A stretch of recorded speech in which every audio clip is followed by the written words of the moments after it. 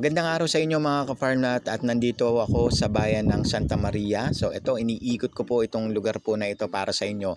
Of course, di mawala ang linya ng kuryente dito at meron din pong linya ng tubig. Ayan, nakikita nyo yung temporary fence nila.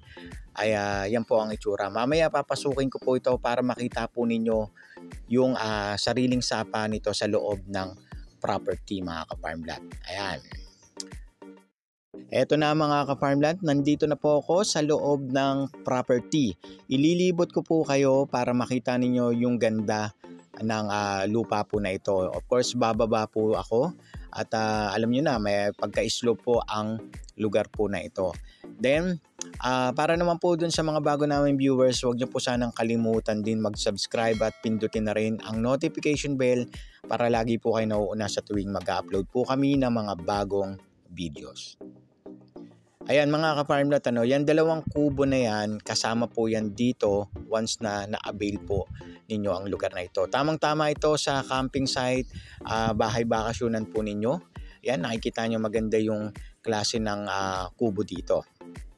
Ayan, pupunta ako doon sa ibang parte para makita po ninyo yung ganda po nung property po na ito. At habang naglalakad po ako, pag-usapan na po natin agad kung ano-ano po ba yung mga tanim na nandito na pwede po ninyong mapakinabangan.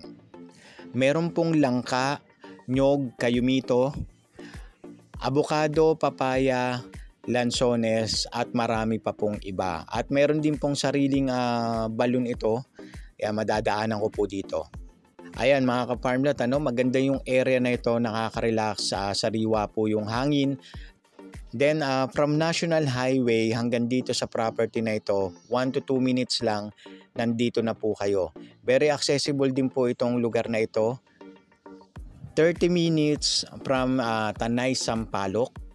At ito na nga mga ka-farmlat yung balon na sinasabi ko sa inyo, no? So yan, pupunta po ako doon sa banda doon at para makita ninyo yung sapa na sinasabi ko sa inyo. Kasi yung itsura po ng sapa nito, paikot po ito sa property. At ayan na nga po mga ka-farmlat, yan, ayan, yung tinuturo ko po na yan, ayan po yung sapa. Buhay po yan at maganda po, malinis po yung tubig. Pag-usapan na po natin kung ano po yung detalye ng lupa na ito. Yung frontage nito ay nasa 60 meters. Then, ang total area ay 2,000 square meters.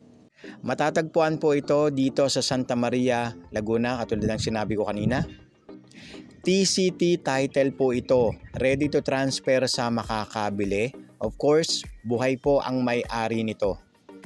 Ang halaga naman po nito ay 3.6 million. Meron na po kayong ganitong kagandang klase ng lupa. Mini farmland po ito.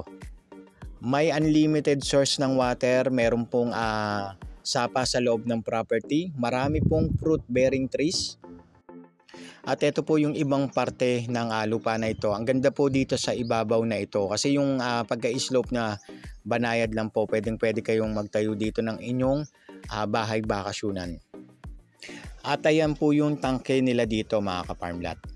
Ano pang inaantay ninyo? Tumawag lamang po kayo sa mga numerong naka-flash dyan sa inyong mga screen at mag-set po tayo ng inyong mga tripping. Have a nice day po mga ka-farmlat.